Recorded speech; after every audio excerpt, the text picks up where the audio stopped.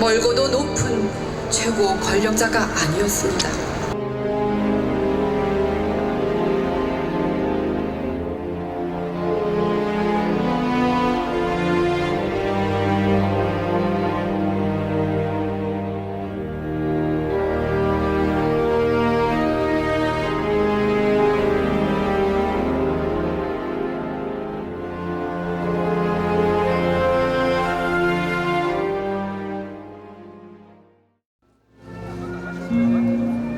아직도 어둠이 내려있는 봉하마을. 노무현 전 대통령을 떠나보내기 위한 추모객들이 가득합니다. 어렴풋이 여명이 밝아올 무렵 노 전 대통령이 누워있는 영구가 태극기로 쌓입니다.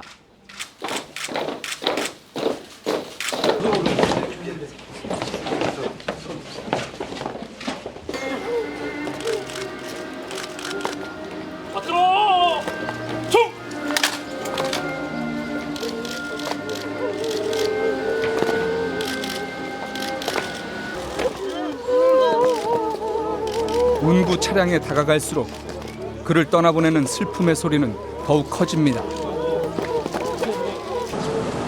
손녀 서은 양도 할아버지에게 마지막 인사를 남겼습니다.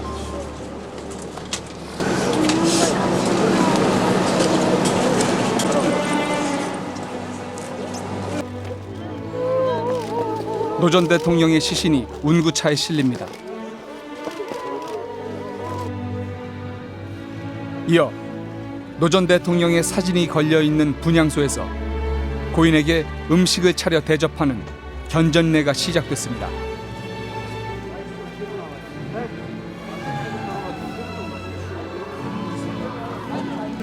지금부터 견전례를 행합니다. 좌우지사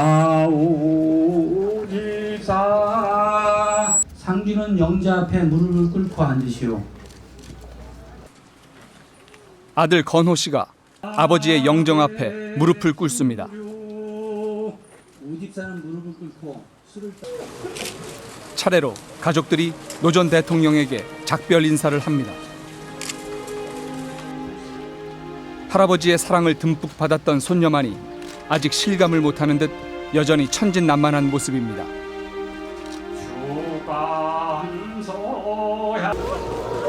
발인이 끝나고 노 전 대통령의 영정이 분향소를 빠져나옵니다. 그를 떠나보내는 슬픔의 흐느낌은 점점 더 커집니다.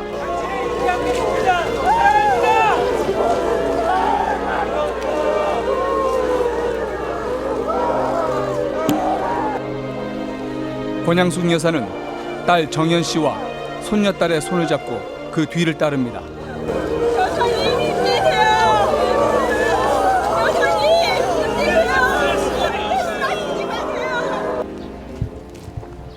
어느덧 날이 밝은 봉하마을.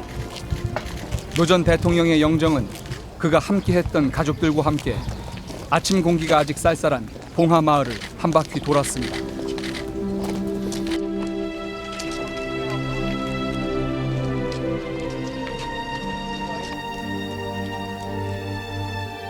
권양숙 여사는 슬픔을 억누르며 그의 마지막 가는 길을 지켰습니다.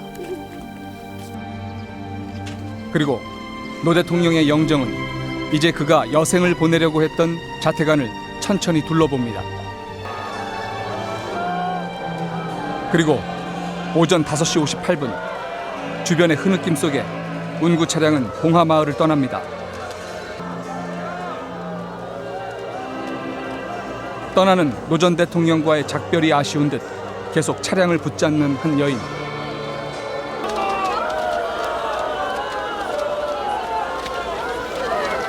그를 차마 보낼 수 없다는 듯 운구 차량 앞에 주저앉은 사람도 있습니다.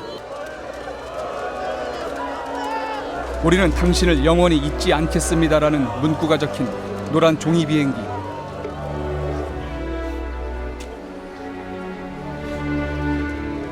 꽃잎 날리듯 쏟아지는 노란 종이 비행기를 맞으며 노 전 대통령은 봉하마을을 떠났습니다.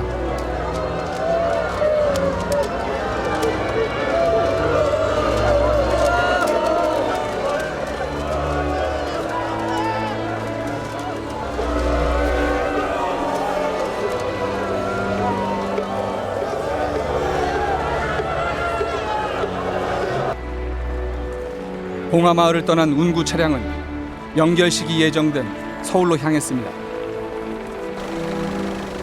경호 차량이 앞뒤로 감쌉니다. 그 뒤를 조문객들의 행렬이 뒤따랐습니다.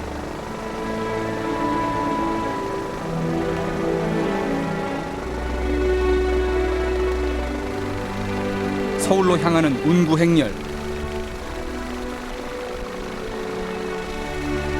그를 떠나보내야 하는 긴 아쉬움처럼 그를 쫓는 추모 차량도 길게 꼬리를 문 채 뒤를 따랐습니다. 시신을 모신 연구차가 의장대 도열병 사이로 천천히 입장하고 있습니다. 딸 정연 씨, 며느리 배정민 씨. 오전 11시 경복궁 앞뜰에서 고 노무현 전 대통령의 국민장 연결식이 시작됐습니다.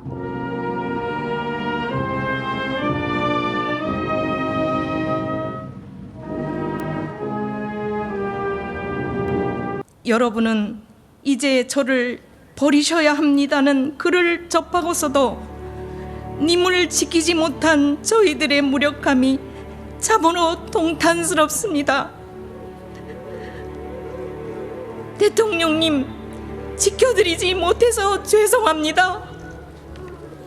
이제 우리는 대통령님을 떠나보냅니다. 대통령님이 언젠가 말씀하셨듯이 다음 세상에서는 부디 대통령 하지 마십시오. 정치하지 마십시오. 또다시 바보 노무현으로 살지 마십시오. 그래서 다음 세상에서는 부디 더는 혼자 힘들어 하시는 일이 없기를, 더는 혼자 그 무거운 짐 안고 홀로 가시는 길이 없기를 빌고 또 빕니다. 대통령님, 죄송합니다. 사랑합니다. 행복했습니다. 아반야바라밀다 신경관자제 무살행심반려 주의 천사들이여 마주옵소서.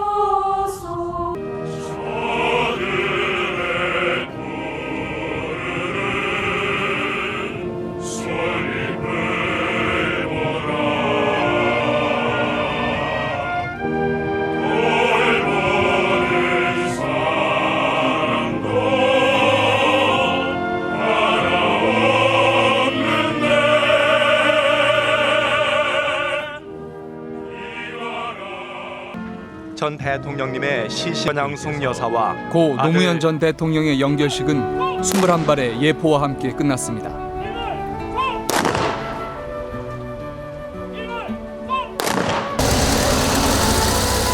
(12시) 운구 차량은 경복궁을 나와 노제가 열릴 시청 앞 광장으로 향했습니다. 서울광장은 그와 마지막을 함께 하려는 추모객으로 가득 찼습니다.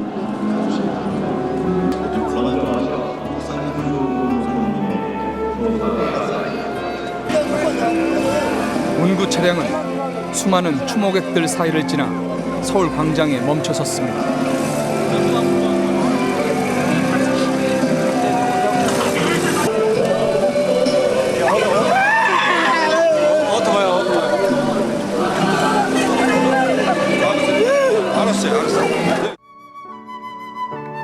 고인의 넋을 위로하는 노래가 울려 퍼집니다.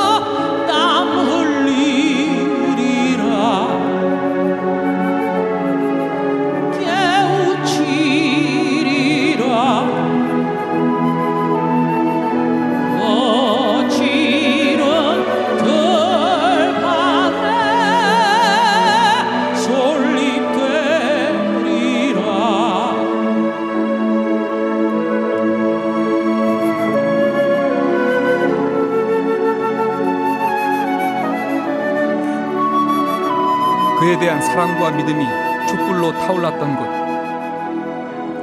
그곳에서 노무현을 사랑했던 사람들은 눈물과 슬픔 속에 그를 떠나보냈습니다.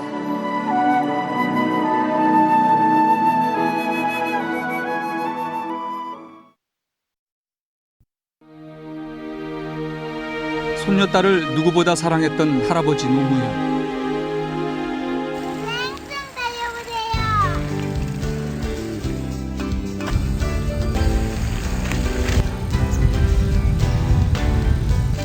안녕하세요.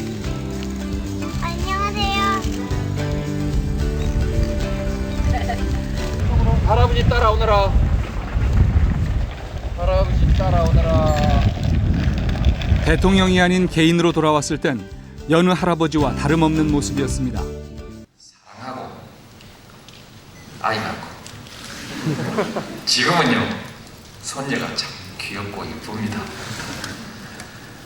뻔하죠. 아무리 이뻐봤자 그 물씨가 있습니다. 한계가 있죠. 저를 보고 상상을 하십시오. 제 희망은 쟤보다 예뻤으면 좋겠다. 노 전 대통령이 자신의 고향인 봉하마을로 내려온 것은 지난해 2월입니다. 제가 오늘 딱 말 놓고 하고 싶은 얘기 한마디 하겠습니다. 야, 기분 좋다.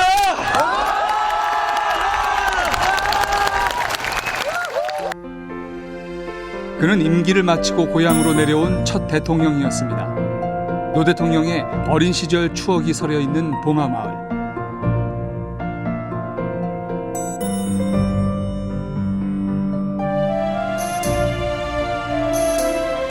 그가 돌아온 봉하마을엔 대통령을 보려는 사람들의 발길로 늘 북적였습니다. 손님들이 많이 오셨네.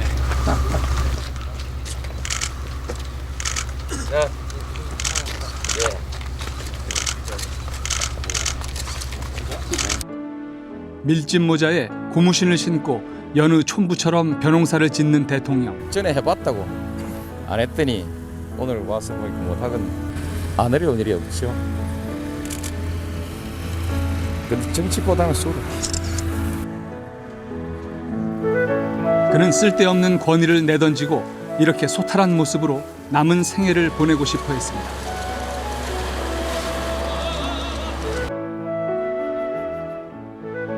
노 전 대통령의 초상화를 그렸던 김호석 화백. 모델을 쓰는데 자 고개를 다시 한번 눈빛을 다시 한번 옷을 다시 한번 바꿔 입으시고 이렇게 한번 봅시다라고 마음대로 이렇게 요리를 해도 그 3시간 4시간 동안을 그림을 위해서 최선을 다해야 하는 그 땀을 뻘뻘 흘리면서 노력해 줍니다. 김화백이 취재진에게 초상화 한 점을 공개했습니다. 어렸을 때 놀다가 다쳤다는 눈썹 가운데 작은 상처. 두꺼운 쌍꺼풀이 그대로 표현된 눈이 생생하게 그려져 있습니다. 그는 노 전 대통령의 쌍꺼풀에 대한 솔직한 얘기도 기억하고 있었습니다.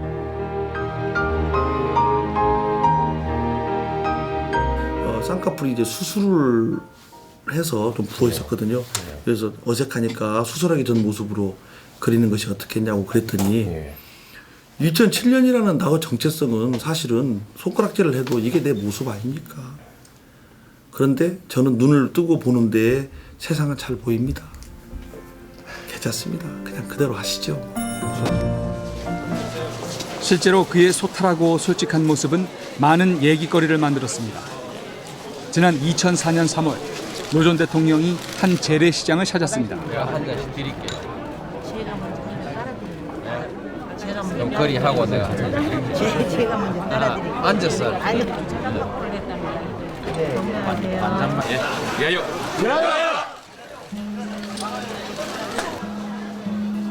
늘 서민의 편에 서기를 원했고 그래서 서민 대통령으로 남기를 원했던 대통령. 우연히 만난 시민들과도 술 한 잔을 주고받을 정도로 격이 없는 모습을 자주 보여줬습니다. 우리 다음 뭐 일정 없지?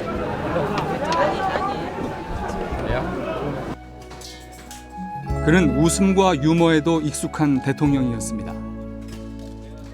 지난 2005년 노 전 대통령이 도시락을 만드는 영세민 후견 기관을 찾았을 때입니다.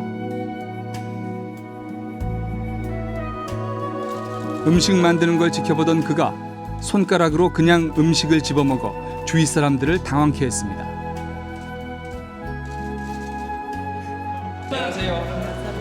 한 홍삼 영농 종합을 찾았던 지난 2004년 12월.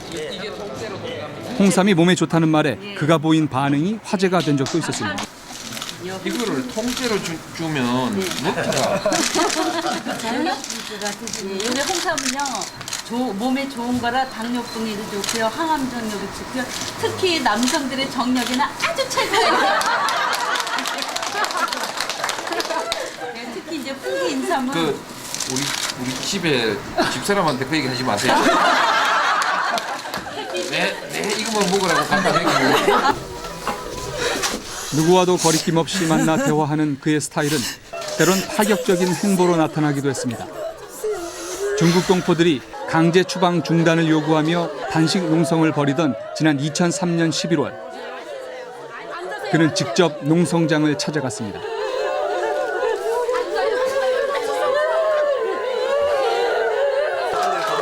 조국에서 내몰릴 위기에 놓인 2,800여 명의 중국 동포들. 그는 이들의 처지를 진심으로 마음 아파했습니다. 제가 왔다고 특별히 큰 기대는 또 갖지 마십시오. 멀리 고향 떠나와 가지고 고생하고 계시니까 제가 여러분들 그냥 대통령으로서 여러분들 마음으로 위로라도 해드려야겠다. 여러분들 문제를 어떻게 처리해야 할 거냐라는 것은 여러 가지 법적인 문제가 있기 때문에. 하지만 대통령으로서 그는 법을 지켜야 한다는 얘기를 했습니다.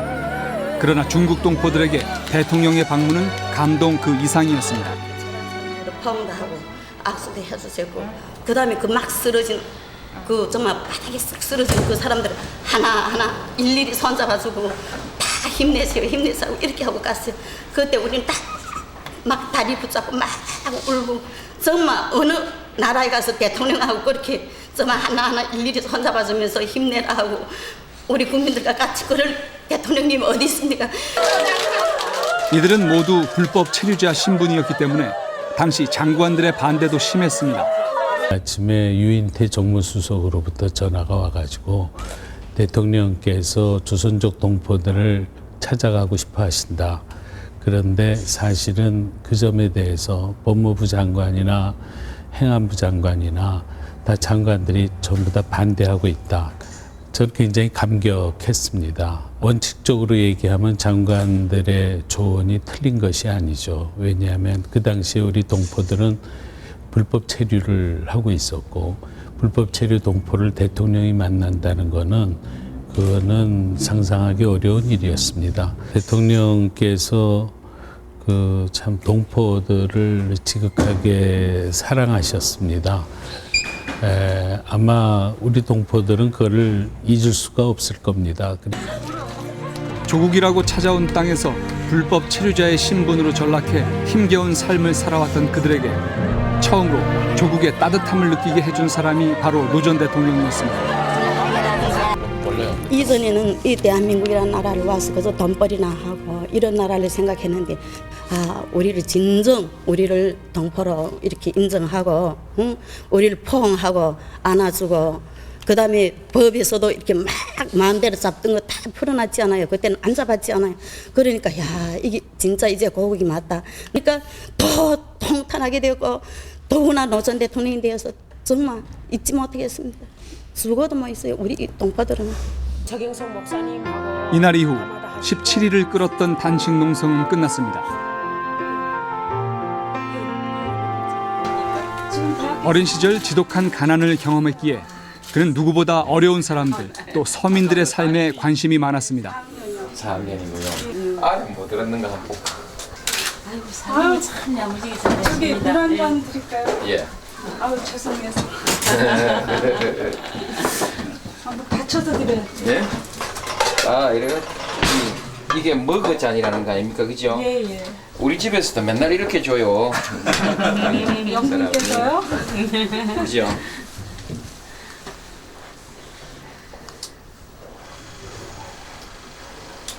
멋있다. 거실이 참 좋죠, 여기가. 노 전 대통령은 유달리 아이들과 어울리는 걸 좋아했습니다. 경복궁 근정전이 3년 10달의 수리를 마치고 다시 개방되던 지난 2003년 11월 노 전 대통령은 갑작스럽게 경복궁을 찾았습니다. 사진을 찍으며 대통령을 바라보던 관람객들. 이내 한두 명이 다가와 악수와 인사를 청합니다. 엄마 아빠 어디 계셔? 엄마 사진기 있네. 내가 사진 한번 찍어. 잘 가라. 시민들의 요청에 포즈를 취해주기도 합니다. 시간 드릴게요. 찍으세요. 찍었죠? 자, 이쪽으로 갑니다. 2004년엔 소록도에 사는 아이들이 청와대를 찾았습니다. 그런데 예정이 없이 노 전 대통령이 아이들을 찾아왔습니다. 오늘 일을 일찍 마쳐서 여러분들 왔다는 소리 듣고 볼일로 왔어. 해야지.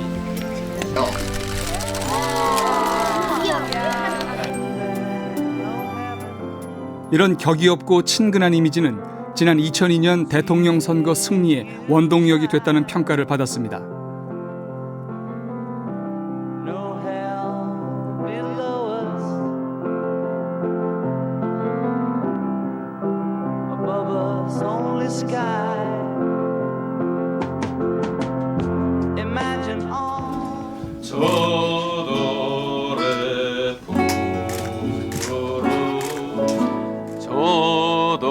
국민이 대통령입니다. 제가 지역 감정에 맞아 쓰러졌을 때 일으켜 세워주신 분은 국민 여러분이었습니다. 제가 검은 돈이 없어 선거를 못할 때 돼지 저금통을 보내주신 분도 국민 여러분이었습니다. 국민에게만 비친 대통령 노무현. 국민 여러분만을 위해서 일하겠습니다. 고향에서 4번이나 떨어지고 고향 사람 다 자기한테 등 돌렸는데 오히려 바깥에서 더 인정받고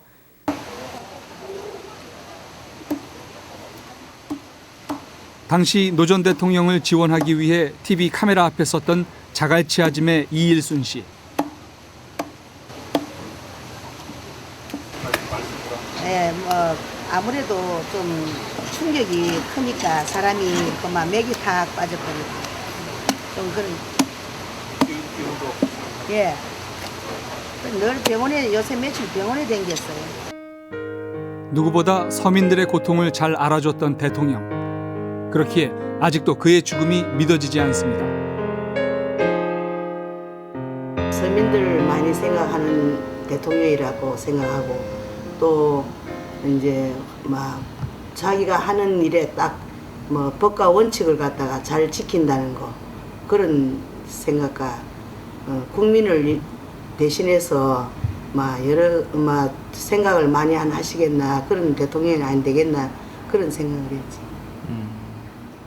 더 많은 죄를 지은 사람들도 다 살아 계시는데 차라리 국민 앞에 용서를 빌면서 다시 한번 생각을 해봤으면 좋았을 텐데 꼭 이렇게 죽어야만 되는가 하는 그런 생각했을 때는 가슴이 뭉클하고 찡해요. 너무 안타까운 일이라.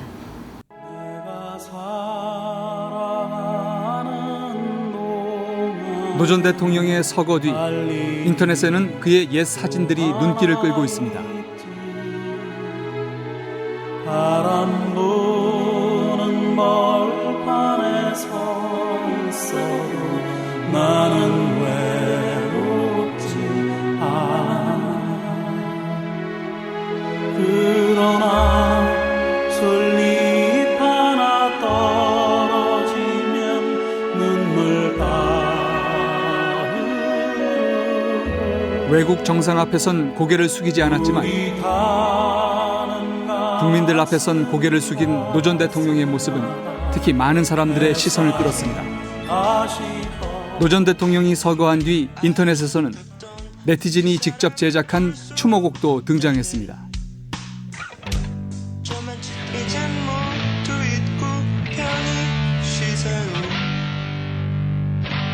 우린 당신을 믿어요. 우린 당신을 믿어요. 가장 서민적이었고 인간적이었던 대통령 노무현. 그는 발가락 양말을 즐겨 신었습니다. 담배를 물고 서류를 보고 넥타이를 맨 채로 소파에 누워 잠든 모습. 2006년 뉴질랜드를 방문 당시 기내에서의 그는 기압차 때문에 멍멍해진 귀를 뚫기 위해 코를 잡고 있습니다.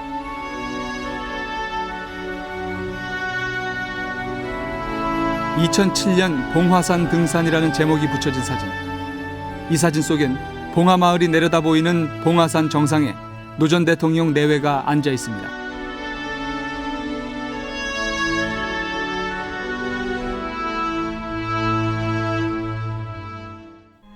그는 이곳 경남 김해시 봉화마을에서 1946년에 태어났습니다. 당시 논 몇 마지기가 전부였던 가난한 농부 집안의 3남 2녀 가운데 막내였습니다. 초등학교 시절 그는 1, 2등을 놓치지 않았던 우등생이었습니다. 당시 학적부입니다. 노 전 대통령의 가정 환경은 가장 살기 어렵다는 하로 분류돼 있었습니다. 공부는 잘했지만 가난했던 집안 사정 때문에 대학 진학을 포기하고 부산 상고에 진학합니다. 노 후보가 부산 상고를 지원한 이유는 김지태 장학금을 받기 위해서 이 학교를 지원한 겁니다. 그는 1968년 강원도 최전방에 있는 을지부대에 입대합니다. 춥고 고달픈 군 생활 속에서도 그는 독서를 통해 세상을 향한 꿈을 키웁니다. 나는 군대 있을 때 책을 잔뜩 갖다 놓고 군대 때 이게 관물 때 놓을 데가 없잖아요. 타부! 제1소대 유시중! 안녕! 그리고 그는 국군 최고 통수권자인 대통령이 된 뒤 다시 군부대를 찾았습니다. 중사 정성 궁금한 것이 있습니다. 얘기해보세요. 대통령님께서도 좋아하시는 연예인이 있는지 궁금합니다. 요새 대장금을 열심히 봐요.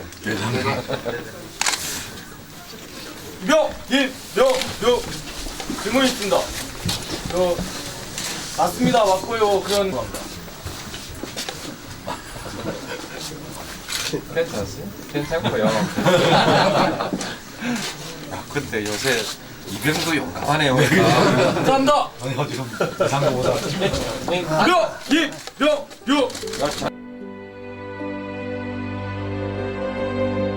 군 생활을 마친 그는 고시 공부를 선택했습니다. 권양숙 여사를 만난 것도 이때입니다. 당시 권 여사는 시부모를 모시면서 고시 공부하는 남편을 뒷바라지했습니다.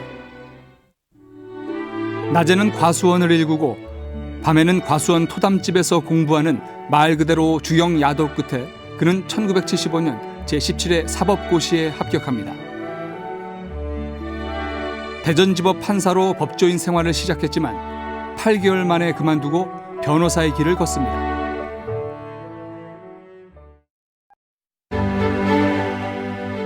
(1988년) 13대 총선. 변호사 노무현은 결국 정치인으로의 변신을 선택했습니다. 일반적으로 국회의원 뭐 그런 데 대한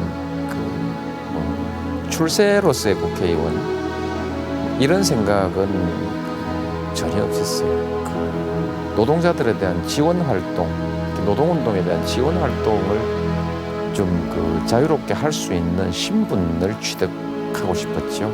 초창기 그 의정 활동이 전부 다 노동 현장이었습니다. 노동 현장에 그해 11월 그를 국민적 스타로 만든 50비리 청문회가 열렸습니다. 초선 의원에 불과했던 노 전 대통령은 정연한 논리와 거침없는 언변으로 증인들을 몰아세웠습니다. 절대 권력을 가지고 있는 권부에는 5년 동안에 34억 5천만 원이라는 돈을 널름널름 갖다 주면서 내 공장에서 내 돈 벌어주려고 일하다가 죽었던 이 노동자에 대해서 4천만 원 주느냐 8천만 원 주느냐를 가지고 그렇게 싸워야 합니까? 그것이 인도적입니까? 그것이 기업이 할 일입니까? 답변하십시오. 밤새워 하루 종일 TV 앞에서 그걸 지켜보다가 저도 모르게 이게 혼잣말이 입 밖에 빠져나왔어요. 이게 뭐냐면 야, 저런 사람이 대통령 되는 나라에 살고 싶다. 그러나 1990년 1월에 이루어진 3당 합당. 노 전 대통령은 이를 지역주의와 철새 정치의 전형이라며 자신의 정치적 보스였던 김영삼 전 대통령과 결별을 선언했습니다. 하지만 현실 정치는 냉엄했습니다. 소수 야당 후보로 출마했던 92년 14대 총선과 95년 부산시장 선거에서 유권자들은 그를 철저히 외면했습니다. 제14대 국회의원 선거에서 낙선되시지 않으셨습니까? 물론 섭섭하지요. 네. 그러나 세상 일이 다 마음대로 되는 것만 있나요? 네. 근데 요즘은 그 일에 쫓기니까 네. 또 잊어버리고 네. 열심히 합니다. 다시 국회로 돌아오는 데는 6년이라는 시간이 걸렸습니다.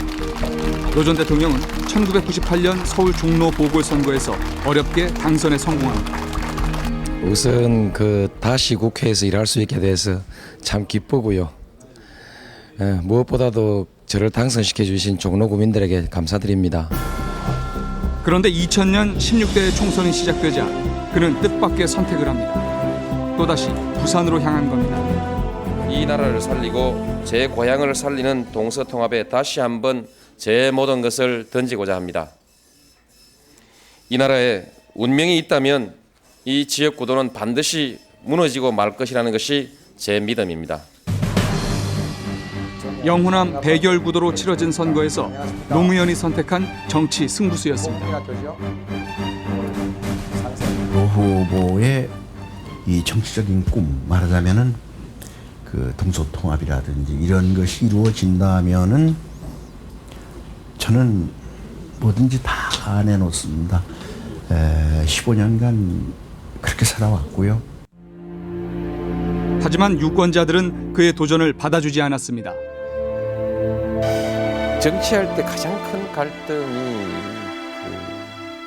옳은 길로 가자면 손해를 볼 수밖에 없을 때 옳은 길로 갈 거냐 말 거냐. 그것이 아마 모든 정치인에게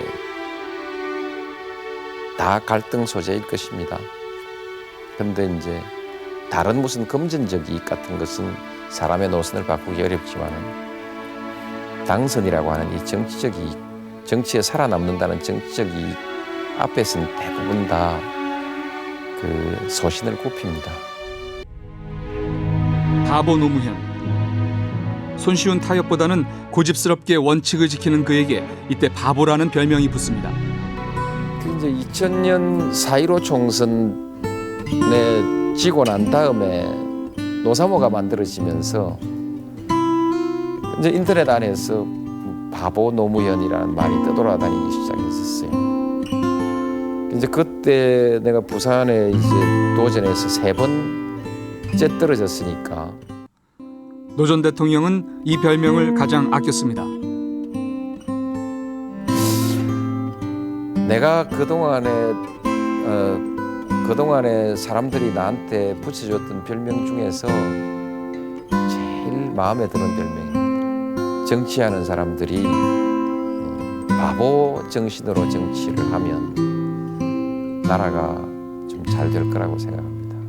어쨌든 그냥 바보 하는 그게요. 그냥 좋아요. 그런데 노 전 대통령이 패배한 뒤 바보 노무현을 돕겠다는 네티즌들이 등장했습니다. 정치인 가운데 최초로 팬클럽인 노무현을 사랑하는 사람들이 생겼습니다.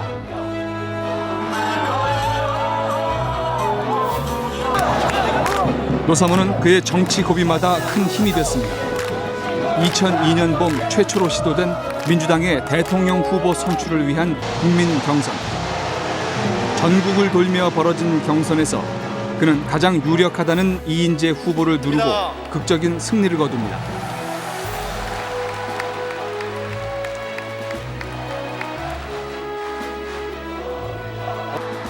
그러나 2002년 월드컵 열기를 업은 정몽준 후보와 이회창 대세론이라는 걸림돌이 남아 있었습니다. 민주당 대선 후보 시절 그는 전국 농민대회에 참석했다가 봉변을 당합니다. 한국 농업 반드시 살려내겠습니다.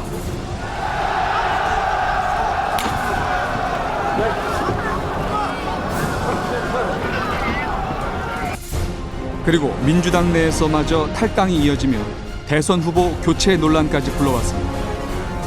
그러나 그의 가슴에 흐르는 피눈물을 왜 보지 못하겠습니까? 그렇게 처참하게 깨지고도 농부는 밭을 탓하지 않는다면서 우리를 울린 사람입니다. 그러나 그는 특유의 감성 정치로 유권자들의 표심을 조금씩 흔들기 시작했습니다. 저돌의 풍부로 꽃잎을 보라.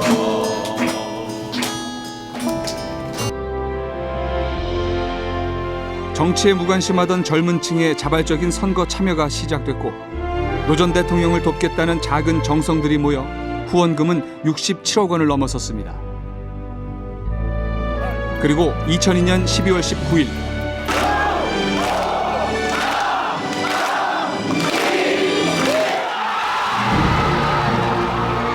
그는 대한민국의 제16대 대통령으로 당선됐습니다.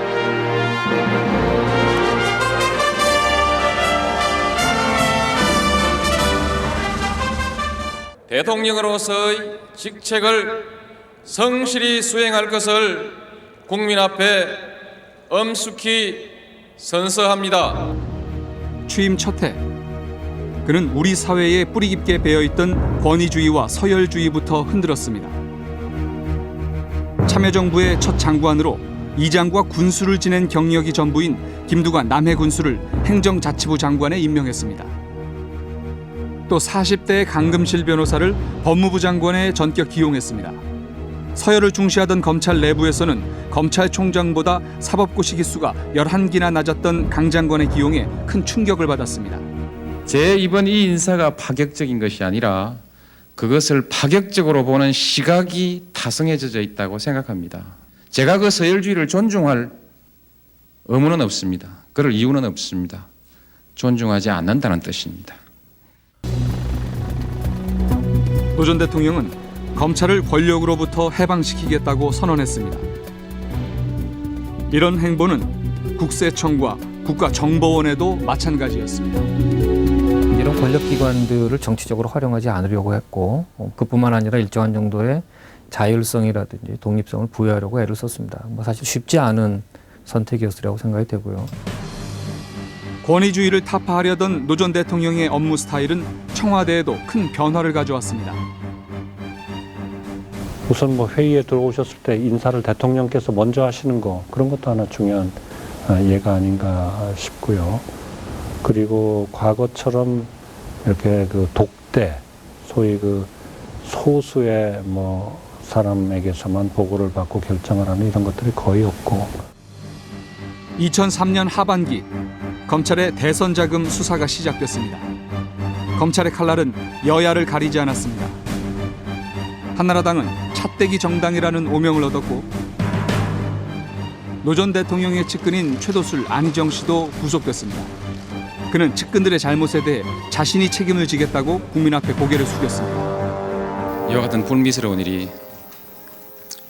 생긴 데 대해서 국민 여러분들께 깊이 사죄드립니다. 아울러서 책임을 지려고 합니다. 여러 가지 국민들의 불신에 대해서 국민들에게 제 신임을 묻겠습니다. 그러나 대통령직을 걸겠다는 재신임 카드는 무산됩니다. 한나라당 등 야당은 그를 더욱 몰아붙였습니다. 그리고 2004년 3월 12일 선거 개입과 측근 비리 등의 이유로 탄핵 소추안이 국회에서 의결됩니다.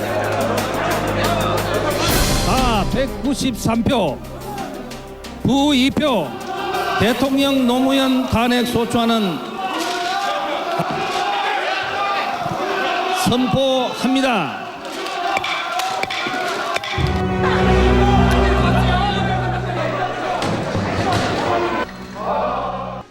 그러나 2달여가 지난 뒤 헌법재판소는 탄핵 결정을 기각했습니다. 한 번의 위기를 넘긴 노 전 대통령. 그는 자신의 국정과제에 더욱 매달렸습니다. 행정수도 이전, 국가보안법과 사립학교법 개정, 과거사법 추진 등 개혁 입법이 본격적으로 추진됐습니다. 여기에는 2004년 17대 총선에서 열린 우리당이 압승을 거두고 국회 과반수를 차지한 것이 큰 힘이 됐습니다. 역사라는 건 사람들의 아주 구체적인 삶입니다. 그게 땀 냄새 나고 눈물이 섞이고 때로는 피가 뚝뚝 흐르는 것이 역사입니다. 그렇기 때문에 사람들 마음에 어떤 형태로든 맺힌 골을 풀어나가는 과정이 만족하지 않더라도 굉장히 의미가 있습니다. 미국과의 관계에서도 문제가 불거졌습니다. 노 전 대통령은 한반도 전시작전 통제권을 미군으로부터 돌려받기 위한 수순에 들어갔습니다. 안보 불안을 이유로 보수 세력이 반대에 나섰지만 그의 생각은 흔들리지 않았습니다. 미국한테 매달려가지고 바지가랑이 매달려가지고 미국 엉덩이 뒤에서 숨어가지고 형님 백만 믿겠다. 이게 자주국가의 국민들의 안보의식일 수가 있겠습니까? 그래서 작동권 회수하면 안 된다고 줄줄이 모여가가지고 성명 내고 자기들의 직무유기 아닙니까?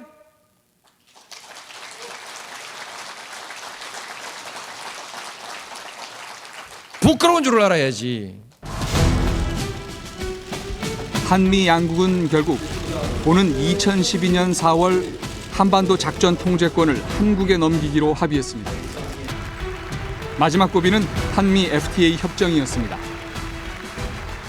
그와 대척점에 섰던 사람들이 찬성하고 그의 지지자들이 반대하는 상황. 이번에도 그는 소신대로 밀어붙였습니다. 고등학교 졸업한 것만 해도 되는데 왜 자꾸 대학 가라고 하냐 이런 것이거든요. 그래서 어차피 그 세계 시장은 통합됩니다. 그것이 세계 대세입니다. 어쩔 수 없이 통합되니까 이제 우리도 그 안에서 살아남도록 좀 이제 열심히 하는 수밖에 없습니다. 정책마다 논란에 휩싸였지만 소신은 흔들리지 않았습니다. 이 상황대로 가면 대통령 제대로 못하겠다는 그 위기감이 있습니다. 솔직히 말씀드려서. 그리고 집권 후반부인 2007년 10월 그는 2차 남북 정상회담을 성사시켰습니다. 분단의 상징 군사 분계선을 걸어서 넘었습니다. 남북 경제 공동체로 나아가는 전 단계로서 전면적인 경제 협력 관계를 선언한 것이다. 그렇게 보고 있습니다. 두 차례 충돌을 빚었던 서해에 평화협력 특별지대를 설치하고 한강 하구를 공동 이용하는 등의 합의를 이끌어냈습니다. 그러나 이 합의는 실천되지 못했고 서해는 아직도 불안합니다. 그도 합의가 실천되지 못한 걸 퇴임 뒤까지 아쉬워했습니다. 일전쯤 됐으면 잎이 좀 더 싱싱하게 피고 가지도 좀 무성하게 뻗고 그래서 내년에는 열매도 주렁주렁 좀 달렸으면 좋겠는데 이 나무가 좀 말라 비틀어지고 있습니다.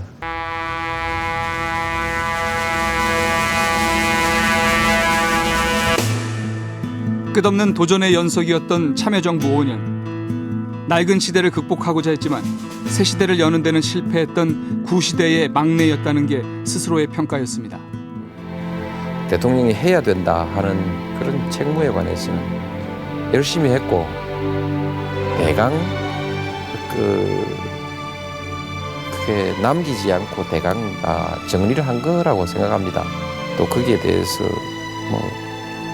할 만큼은 적어도 그 성과가 그렇게 나쁘진 않다. 우리 정치의 발목을 잡고 있는 가장 암적 요소들이 말하자면 지역 분열입니다.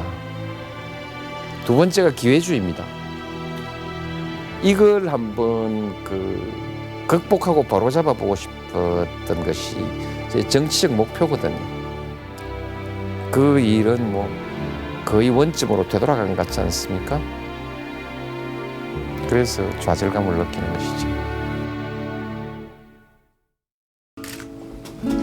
저들의 푸르른 꽃잎을 보라 돌보는 사람도 안녕하세요. 비바람 맞고 눈보라 쳐도 노무현이 왔습니다. 싱싱한 노무현이 왔습니다. 온누리 끝까지 맘껏 부르다 그냥 우리나라에 큰 별이 떨어졌다고 생각하고 항상 아버지 같은 분이었는데 가시게서 참 마음이 무겁고요. 지난 날들도 다시는 제가 돌을 던졌던 사람이었고 너무나 부끄러웠습니다. 땀 흘리리라 깨우치리라 하늘에서라도 편하게 쉬시라고 다른 데 가서 진짜 마음이 안 아프게 그냥 마음 편하게 잘 사셨으면 좋겠어요. 솔잎돼